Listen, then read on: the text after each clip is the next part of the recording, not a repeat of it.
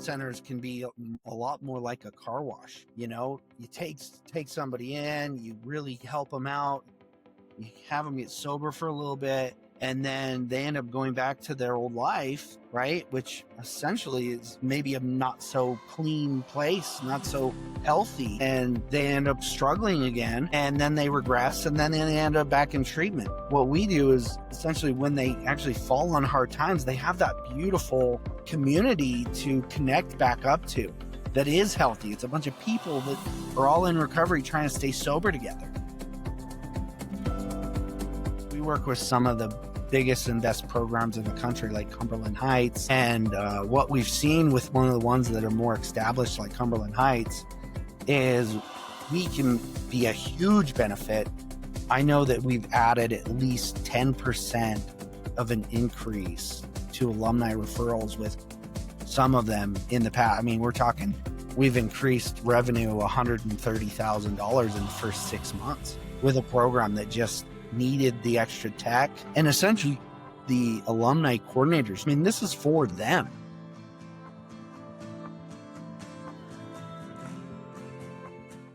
Welcome to the Brainwaves podcast by Opus, where we sit down with industry leaders to unpack their journeys, explore key challenges, and talk about how they're shaping the future of behavioral health and healthcare technology. I'm your host, Sean Rickenbacker. Today, we're joined by Cody Palmer, who leads business development at Team Recovery Technologies. Cody helps addiction treatment providers strengthen their alumni programs through technology that keeps patients connected after rehab. Team Recovery works with more than 200 centers across the country, offering custom recovery apps and coaching programs that reduce relapse and build long-term support. In this conversation, we'll talk about how technology can bridge the gap between treatment and recovery, what providers are seeing in outcomes, and why alumni engagement is becoming such a critical piece of care. Cody, thanks again for being on the show with me today. To start, can you tell me a little bit more about your role at Team Recovery and what drew you into this line of work? My role is pretty interesting. I've actually been part of Team Recovery from almost the beginning. I've worn quite a few different hats, but essentially it's my job to create relationships to different treatment programs all across the country, and get them in front about what we do. How I got in the space is actually pretty interesting.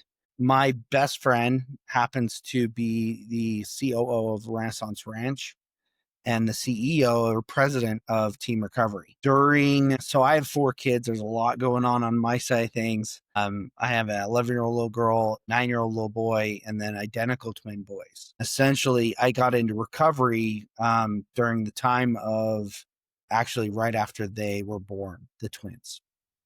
The twins are actually a really rare type of twins. They're called mono twins. Essentially what happens is they were born in the same sac. They're supposed to split and they're actually supposed to have their own sac, but it happens about 2% of identical twins in the world. And my wife actually had to go live in the hospital for 2.5 months before they were born. And so I had the 2 older kids working full time as a general contractor and just trying to do my best, trying to be a good dad.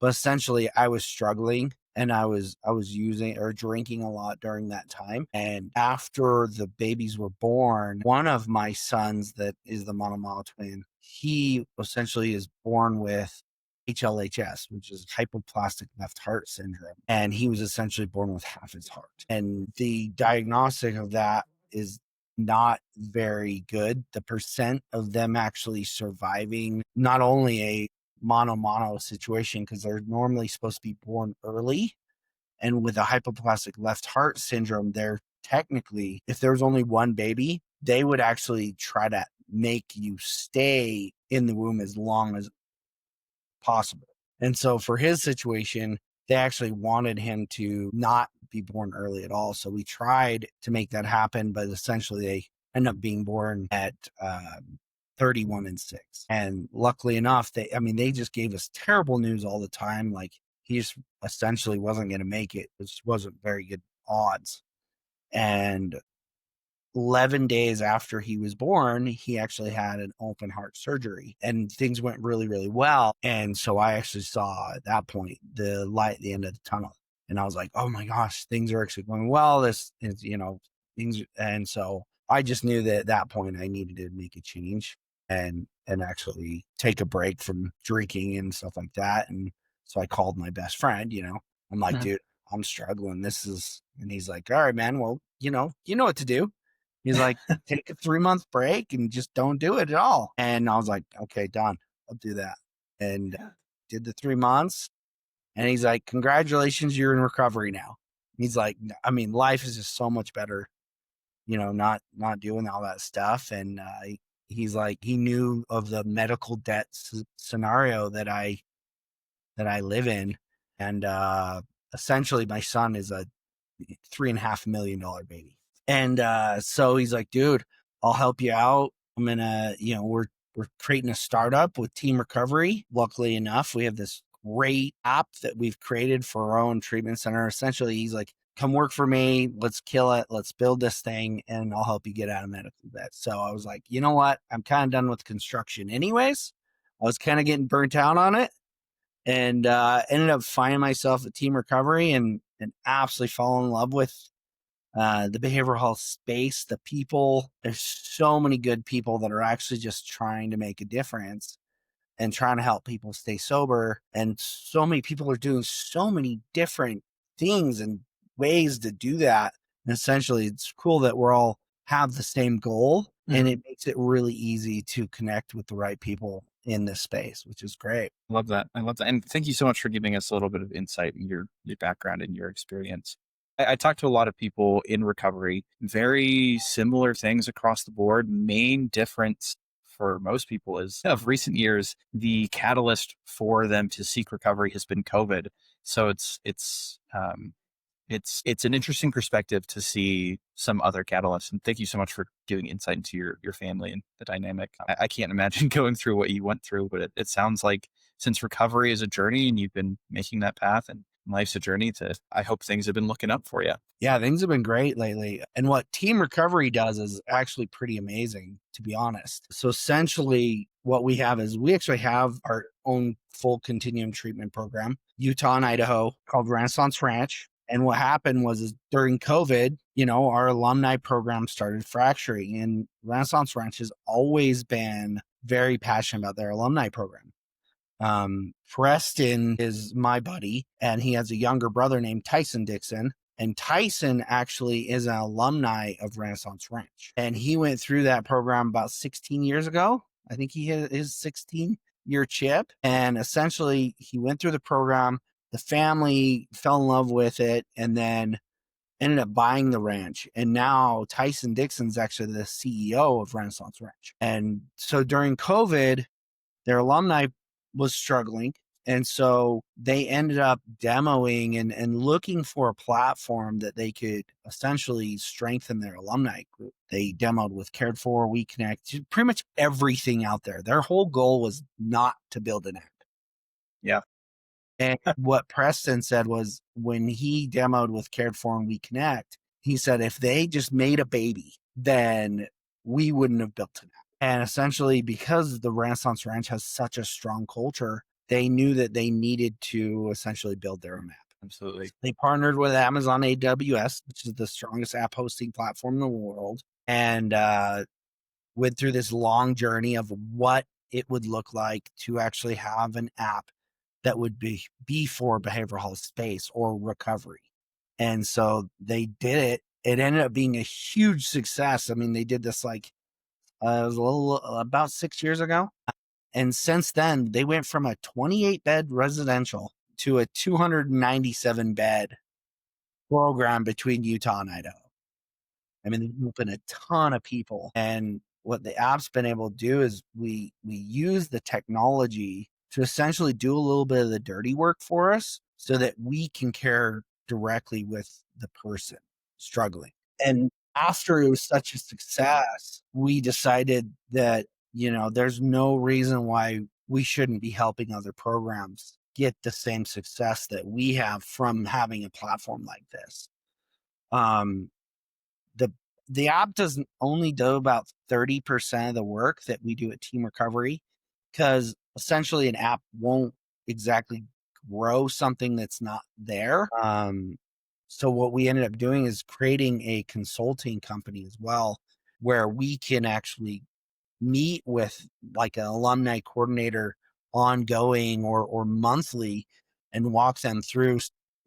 Now that we work with over 275,000 alumni all across the country and Canada, actually, um, we have the data that proves what it really takes to create an alumni program and thrive. At Renaissance Ranch alone, referrals or admissions sits at 31.5% of our admissions comes from night referrals. And that is just huge. I mean, people in recovery know people struggling. Yeah. And then instead of them, so we do two amazing things at Team Recovery. We help build your alumni program, and then we give you this custom mobile app with your name, your logo, your colorways, everything. And we don't even put our watermark on it or nothing. No one would know that we actually built your app for you. And essentially, we paid millions of dollars to create all this code for this app. We essentially give it to all these programs at a fraction of the cost because we know that it's actually going to be a benefit. And on the other end of things, we collect more post-treatment outcomes than anyone else in the country. We were able to partner with NATAP, and essentially, instead of the alumni coordinator reaching out to the alumni asking to do a survey and stuff like that, we're able to incentivize the alumni to jump on and actually fill out a survey like a PHQ-9 or a GET. So we have about 60 different surveys, and we gamify it so that they can earn points towards different swag or whatever you guys want to do. Each program's completely different in how they want to do it. But essentially they end up doing the survey through the app. We actually send that information to NATAP. They aggregate it, and then they send it back to that facility, and then they can use that data to make data-driven decisions, get better rates with the payers. This is the information that you actually need to hand over to Joint Commission and CARF, essentially. And so it's been, I mean, there's about 5 different ways that the app actually pays for itself, which is makes it really a no-brainer. And we're really out there just trying to do the right thing. So it's been really cool. I mean, we went from Team Recovery's only been around for about 4 years, and we're already working with I think it's 275 programs across the country. I love what you said. Obviously, data is super important, making those data-driven decisions. You also mentioned like essentially making things easier for the clinicians to provide good care to their patients. Obviously, like removing any barriers there. You said doing the dirty work for them. We say internally, eating the broccoli. The part that you don't enjoy, but it's necessary. We eat the broccoli so that you can focus on helping the patients. Love that. What is, obviously, we've talked about Renaissance Ranch. What is the difference between a facility that has an established or doesn't have an established alumni program versus one that has an established alumni program through Team Recovery? So in the end, I mean, we work with some of the biggest and best programs in the country, like Cumberland Heights. We just partnered with UHS. And essentially is if they actually have an alumni program that's thriving and doing great, we are just a benefit or a tech that essentially will only help them catch more people falling through the cracks. So they're already good at it, but we're going to catch the ones that they still might have missed because no one's going to be 100%. And what we've seen with one of the ones that are more established, like Cumberland Heights, is we can be a huge benefit. I know that we've added at least 10% of an increase to alumni referrals with some of them in the past. I mean, we're talking, we have case studies that we've increased revenue $130,000 in the first 6 months with a program that just needed the extra tech. And essentially, it really makes the alumni coordinators' job. I mean, this is for them. Yeah. It creates a platform that they can mingle with all their people and alumni. Essentially, it really makes it easy for when they are doing like their alumni events. There's a click to play where we're actually integrate with a lot of the maps as well. So we can send a push notification out to an entire group of alumni that essentially is going to like a sober softball, and it'll ping them and let them know, hey, don't worry about eating before sober softball. We're going to provide pizza, and then they get that notification and a link right into Google Maps. They can click on that, and that Google Maps will take them directly to that alumni event. So it really just makes all the nitty gritty of all the information that they might be bugging the alumni coordinator or having questions answered, that essentially the app can take care of that for them before they just get bombarded with a bunch of phone calls. And so it just really makes it a lot easier. Like you said, it does the dirty work. It manages all these things. Obviously, I'm the marketing guy here at Opus, so I understand how much goes into engaging with our contacts and making sure everybody's up to date on all those updates. So it's awesome that the apps that Team Recovery pumps out for these substance use disorder treatment facilities really helps to increase bandwidth, it sounds like, for the alumni coordinator and other people that would have to normally manually engage with the alumni. So I love that. Absolutely. Yeah, it's pretty gnarly. I mean, we meet with programs every day, and I would say 90 to 95% of them see what we do, and they're blown away with how seamless it is and how it just really makes sense to have it. And thank goodness we've been able to create a low enough price point that most programs can really afford it. I love that. I love that. I know we've talked about a lot of different things that the Team Recovery app does and a lot of the benefits. For someone just getting started, building out their Team Recovery app, or building it out with Team Recovery, or building out their alumni program, what are the things that like move the needle the most in the first 30, 60, 90 days? Making sure that they actually have the right person, the right seat to run the app is really key. We call it the Moses, the most bought in person in that program that really understands that having that alumni community is just, I mean, I say this all the time. When you think of a treatment program and they're good, what takes them from good to great is that alumni community.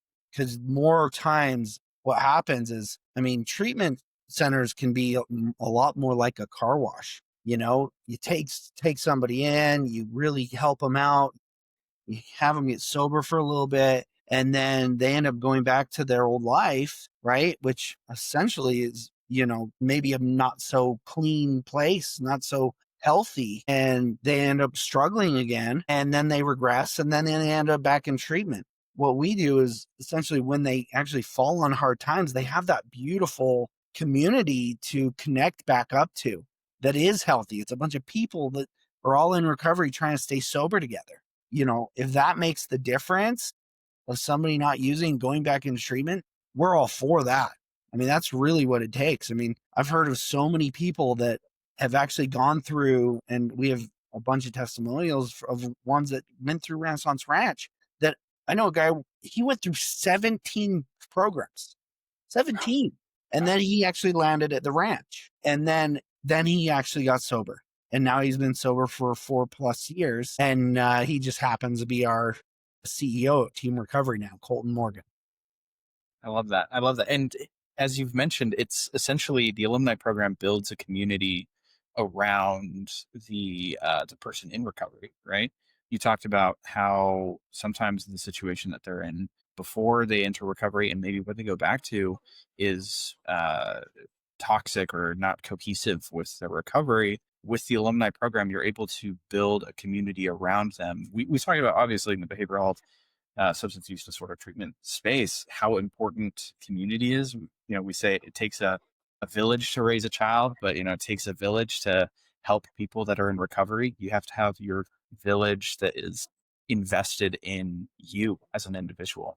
So it sounds like Team Recovery just makes it easy to do that. Yeah, it's been pretty amazing. And thank goodness the people at Team Recovery are really just a bunch of good guys that are trying to do the right thing. And we somehow just created this tech that's been beneficial. And yeah, I mean, we're helping a lot of people, which is really cool. Love that. Love that. And Cody, again, thanks so much for spending the time with me here today. It's been a great conversation. What I do want to ask, I always ask this. Do you have any book recommendations? Book recommendations. Really enjoy, what is it? Let me check. I'm not a big reader, but I absolutely love Audible. I listen to books constantly. I'm the same way. Yeah, didn't know I loved books so much until I'd say about 5 years ago. And yeah, a lot of self-help books. Let's see. The Secret was really good. And the one I'm looking for very specifically is The 4 Hour Body was really cool. So that's The Secret by Rhonda Byrne. Is that right? Uh-huh. And then The 4 Hour Body, is that by Tim Ferriss? It is. Awesome. Yeah, I'll have to check him out. The Go one ahead. that made the biggest difference for me is honestly how I raised myself from failure to success. That is the one that has literally changed. I was absolutely terrible at team recovery at the very beginning of this. I went from a general contractor to trying to talk to people in recovery. I had no idea what I was doing. And after I read that book, it made me realize that it's so important to really just show enthusiasm. And it really just made that light bulb click for me. And I've really enjoyed that. So that's the one that I like the most. Love that. And that's How I Raised Myself from Failure to Success in Selling by Frank Betker. Is that right? Yeah.